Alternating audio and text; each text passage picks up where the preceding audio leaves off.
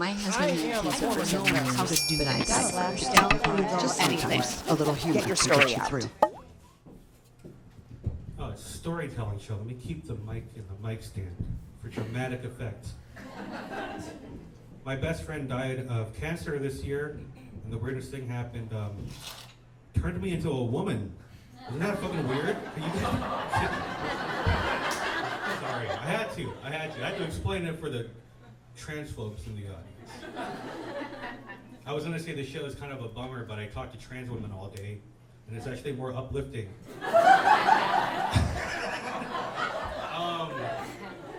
No, I wrote a really stupid joke. This show is put together by the American Cancer Association, right? I'm actually part of a communist socialist group called the America is a Cancer Association. Pretty good, right? No? All right, I'm not part of any group. That's a joke. Nicole brought this up, but I will tell you guys the reason I'm doing this show, right? My friend did die of cancer back in May. I was doing a show here at the Crow, and I was upstairs, and I'm distraught, I'm kind of in shock, right? And Nicole asked me, hey, how are you doing? And I said, actually, my best friend just died of cancer. And Nicole goes, that actually reminds me, I'm actually teaching a class on cancer.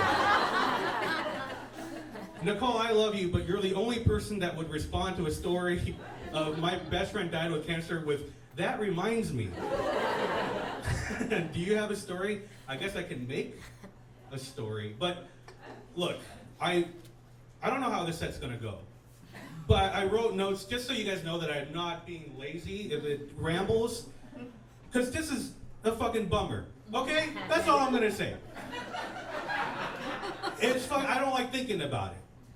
Because my best friend Nathan died of cancer. I hate telling people that. Because the first thing people ask me is, oh my God, what kind of cancer did he have?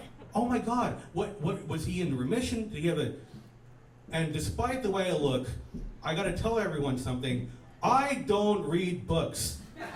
I don't know nothing about nothing, okay? I don't know what kind of cancer he had. I don't care. And neither did Nathan. Nathan and I were not details-oriented people.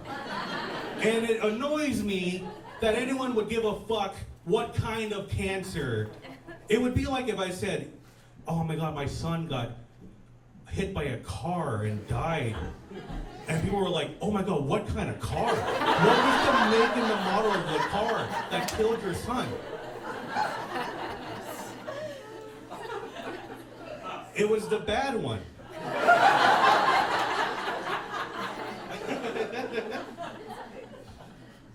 My best friend had the darkest sense of humor. He would call me a pussy for even being sad about his death. That's how, okay. There are two people in this world that I trust more than anyone in the world. One is my fiance, and the other is Nathan. And I'll tell you what I lost with Nathan, okay? Because I have a very dark sense of humor too. And you know how there are only a couple of people in the world that you trust with your darkest jokes. If I don't know if anyone else is here. So every now and then I'll think of in my head the most racist joke I've ever thought of in my life. And I can't tell anyone except for my fiance, and I would usually message Nathan. That was one of the ways we could complete trust that he wouldn't screenshot it and blackmail me for money or whatever, right?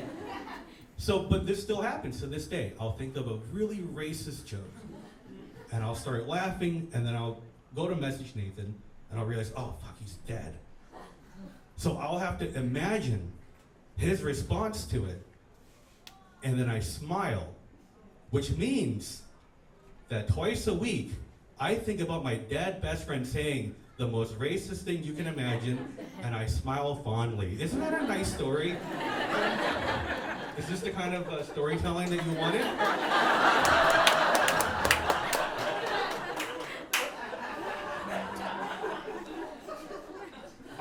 I saw Nathan back in February or March of this year in hospice care. Horrible place that he was put in. More like hospice don't care. Am I right, people? So just to give you an idea of the kind of person Nathan was, the most friendly guy, kept a positive attitude throughout all of this, right? He's in a hospital bed, can't even walk anymore, can't even really eat his favorite food. You know, and me and my friend Connor, we're visiting Nathan, right? So we're spending the whole day with him because, you know, we don't want to leave him alone. That's what we're always afraid. We don't want to leave our friend with cancer alone, right? So we just talked about The Sopranos, Succession, and Barry for like 4 hours, right? So Connor and I have to leave the room for a second, and we realize we're getting kind of hungry, but we don't want to leave Nathan alone. But we're getting hungry. You know, you get hungry, you feel guilty about it. So we've been there from 2 until 6, right? So we're in the room, and we kind of tell Nathan, like, you know, we're getting kind of hungry, and we feel bad about it. And Nathan goes like, oh, okay, you know, that's good. I just want to let you guys know that I have plans at 7. I'm like, what? Are you fucking kidding me? Around 7 o'clock, it was, okay, well, you know, I gotta go, you know? And I'm like, what fucking plans do you have? You can't even fucking walk anymore. And he goes, oh, you know, I promised to play, like, Warhammer with my friend. And me and Connor had to, we overstayed our welcome. Like, this motherfucker was dying and he still had, like, shit to do. He taught me that you can always have fun even in a shitty world. That's what he taught me. Let me see any other heartfelt stories.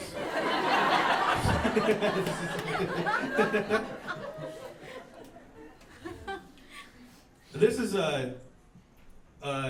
unrelated to Nathan, but I wrote this before the Nathan stuff just because I wanted to keep it light. My dad is fine. He's alive. Never liked my dad. And if you're wondering why don't you like your dad? It's like, do you know any Asian people at all? I've never met an Asian person who liked their dad. It's not my fault that that's the truth, but so the first time I did shrooms, I was on shrooms, and I started kind of tripping out, and like fucking, you know, like the walls are moving and stuff, you know, like I'm starting to feel like everything is a plant, you know, and I get a phone call from my mom. My mom calls me. My mom never calls me. And I'm trying to remember how to speak Vietnamese because I'm on shrooms.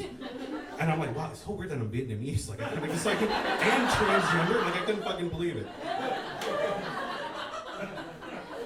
And she tells me that your dad got diagnosed with cancer. I was like, holy shit. And then she like, so I just wanted to let you know. She hung up the phone. And I was like, is God punishing me for doing shrooms? That was my first thought. And then my first thought was like, wait a minute, I'm an atheist.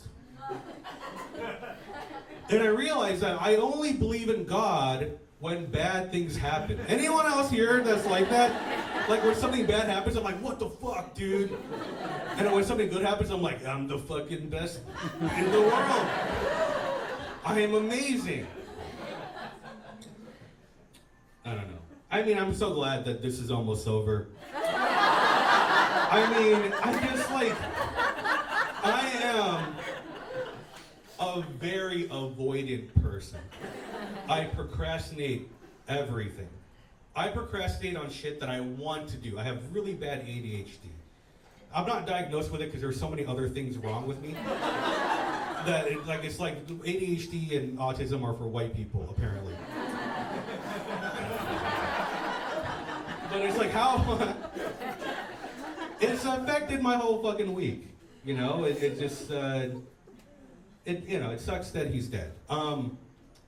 Nathan, not my dad, who's still alive. You know, that could have been a Freaky Friday situation. You know? That's what I would have wanted.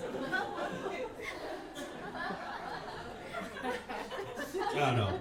When Nathan first told me he had cancer, I was like, fuck, I didn't know what to do. I didn't know how to help him. You know, I'm not I have cancer friend, you know? I'm the person I want to kill myself friend. I'm like, oh, I know how to help with that.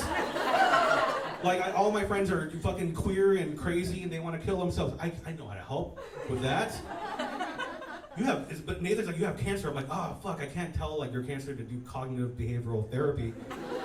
I was like, oh, you're fucked, dude. That's all I said. Oh, fuck, dude. That's all I could say. You want to say anything else? Rest in peace, Nathan Camp. I love you guys. Thank you guys so much. You have a great night.